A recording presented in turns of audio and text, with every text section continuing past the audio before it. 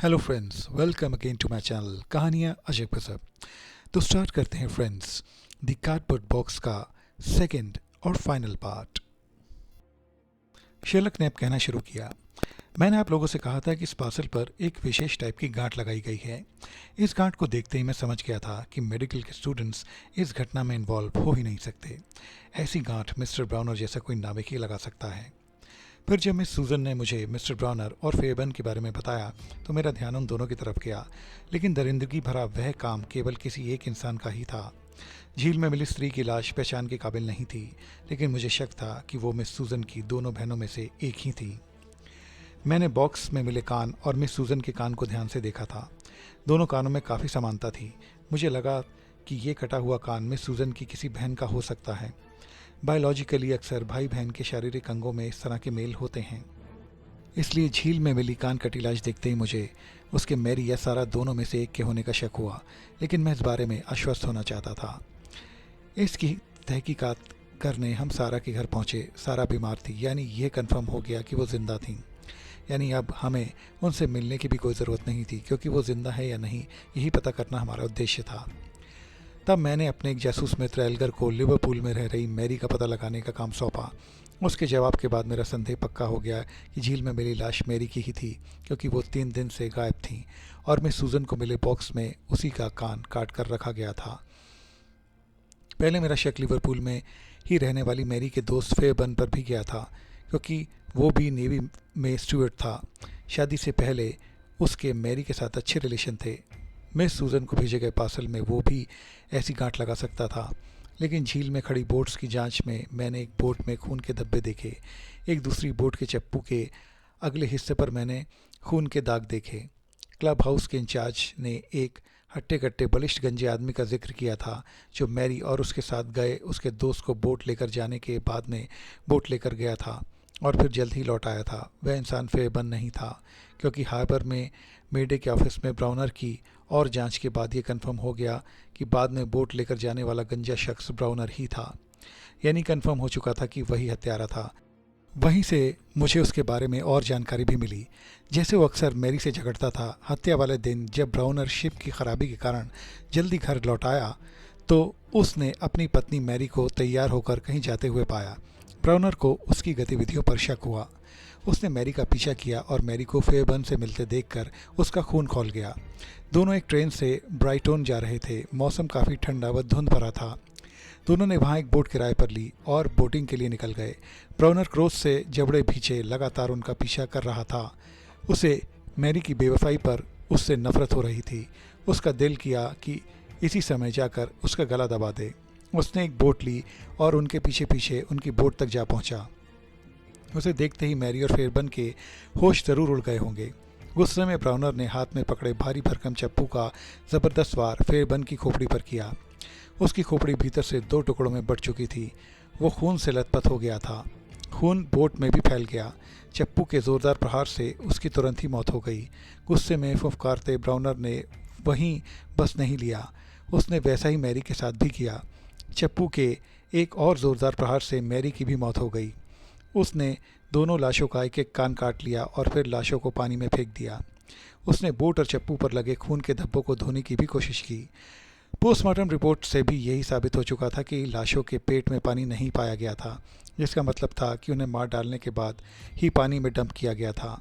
क्योंकि उन्हें डूबो कर मारा गया होता तो फिर हत्यारा पानी में जाकर झील में डूबी हुई लाश के कान नहीं काट सकता था। क्यों मिस्टर ब्राउनर, प्राप्त सबूतों के आधार पर क्या मेरी कहानी सही है? शेरलॉक स्टूल पर बैठे आराम से चाय का अंतिम सिप खत्म करते हुए ब्राउनर की तरफ देखने लगे। लेस्ट्रेड और डॉक्टर वॉटसन भी उसी की तरफ देख रहे थे। आपकी इन्वेस्टिगेशन कमाल की है मिस्टर शेरलॉक होम्स। ब्राउनर अपने अपराध और सज़ा से ज़रा भी भयभीत नहीं था, बल्कि वो शेरलॉक की तारीफ करते हुए बोला, आपने पूरी कहानी ऐसे बयान की है जैसे खुद अपनी आंखों से पूरा क्राइम होते हुए देखा है। हाँ, मैंने वह कत्ल किए हैं। अचानक वो बिफर पड़ा। मुझे अपना अपराध स्वीकार करने में कोई शर्म या शक नहीं हो रही है, क्योंकि मैं मैरी से प्यार करता था। वह मेरी पत्नी थी। दूसरे पतियों की तरह मैं भी उससे वफादारी की उम्मीद रखता था, पर उसने मेरे विश्वास को तोड़ा। उसके और मेरे बीच मिसअंडरस्टैंडिंग तब शुरू हुई जब एक बार उसकी बहन सारा हमारे यहाँ रहने आई। इसी बीच वो मुझे चाहने लगी। लेकिन मैंने उसके प्यार को एक्सेप्ट नहीं किया। तुम पागल हो गई हो, तुम जानती हो कि मैं तुम्हारी बहन का पति हूँ, तुम उसे तलाक दे सकते हो।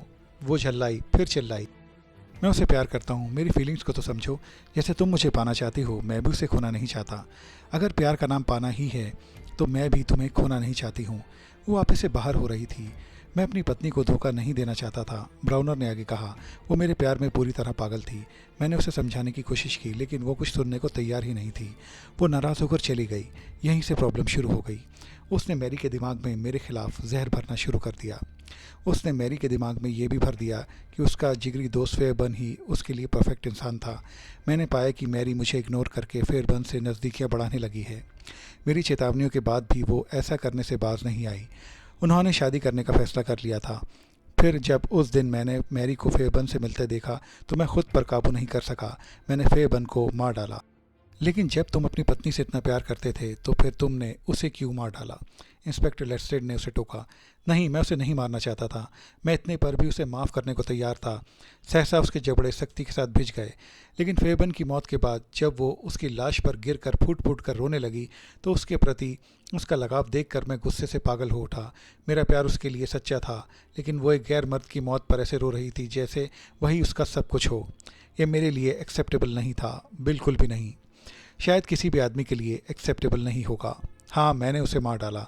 सबक सिखाने के लिए मैंने वो कटे हुए कान मिस सूजन को नहीं बल्कि सारा को भेजे थे, जो उस समय वहीं थी, ताकि वो भी देख ले कि जो जहर उसने अपनी बहन के कच्चे कानों में उड़ेला था उसका अंजाम क्या हुआ। लेकिन बीमारी के कारण वो उस वक्त वहाँ से चली गई थी और मेरा भेजा हुआ पार्सल मिस सूजन को रिसीव करना पड़ा, जबकि इस सब से उस बेचारी का कोई लेना देना था ही नहीं। मिस्टर ब्राउनर, अगर तुम अपनी पत्नी को माफ़ ही करना चाहते थे तो उसे डिवोर्स दे देते। इस प्रकार तुम इस खौफनाक अपराध को करने और इसकी सज़ा से बच जाते। ब्राउनर को जेल भेज दिया गया। मिस सूजन को केस सॉल्व हो जाने की सूचना दे दी गई। अपनी एक बहन की करतूत और दूसरी की मौत का उसे बेहद अफसोस था। वो ब्राउनर और फेबन के लिए भी दुखी थी। केस सॉल्व हो चुका था। तब शेरलॉक और डॉक्टर वॉटसन जाने के लिए उठ खड़े हुए। इंस्पेक्टर लेस्ट्रेड ने दोनों का शुक्रिया अदा किया, फिर उनसे हाथ मिलाते हुए मुस्कुराकर बोला, अरे आप कहाँ जा रहे हैं? अभी मेरे पास एक और इंटरेस्टिंग किडनैपिंग का केस भी है। हाँ, और मैं जानता हूँ कि तुम उसे अच्छी तरह से हैंडल कर सकते हो। आगे के शब्दों को शेरलॉक होम्स ने जब मुस्कुराते हुए पूरा किया तो लेस्ट्रेड भी मुस्कुराए बिना नहीं रह सके। डॉक्टर वॉटसन एक कप गर्म कॉफ़ी पीना चाहते थे। शेरलॉक होम्स ने अपना पाइप सुलगाया और उसके कश लेते हुए वो उसके साथ पास के कॉफ़ी हाउस की तरफ चल पड़े। इतनी मशक्क़त के बाद एक कप कॉफ़ी तो बनती ही है। तो अब कार्डबोर्ड बॉक्स का केस सॉल्व हो चुका है और आप सब लोग भी अब एक एक कप कॉफ़ी पी सकते हैं। तो फ्रेंड्स, ये थी कहानी the cardboard box by sir Arthur Conan Doyle, Sherlock Holmes series की एक और स्टोरी। तो फ्रेंड्स, अगर अभी तक आपने मेरे चैनल को सब्सक्राइब नहीं किया है तो प्लीज़ मेरे चैनल को सब्सक्राइब कीजिए, लाइक, शेयर और कमेंट करना भी ना भूलें। फ्रेंड्स, मेरी और भी इंटरेस्टिंग स्टोरीज़ के लिंक डिस्क्रिप्शन में दिए गए हैं, उनको भी अपने फैमिली और फ्रेंड्स के साथ ज़रूर एंजॉय कीजिए। तो मिलते हैं फ्रेंड्स आपसे मेरी अगली नेक्स्ट इंटरेस्टिंग स्टोरी में। तब तक के लिए बाय बाय।